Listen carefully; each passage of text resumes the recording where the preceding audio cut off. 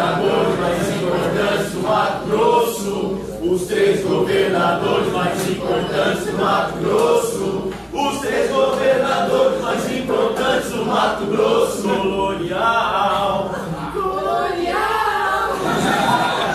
Mourão Antônio Rolim de Moura Tavares. Antônio Rolim de Moura Tavares. Antônio Rolim de Moura Tavares. Boa! E o Luiz de Albuquerque de Melo e Cáceres. Luiz de Albuquerque de Melo e Cáceres. Luiz de Albuquerque de Melo e Cáceres. Muito bom! Ó, ele fundou Forte Coimbra e o Príncipe da Beira. Ele fundou Forte Coimbra e o Príncipe da Beira. Ele fundou Forte Coimbra e o Príncipe da Beira.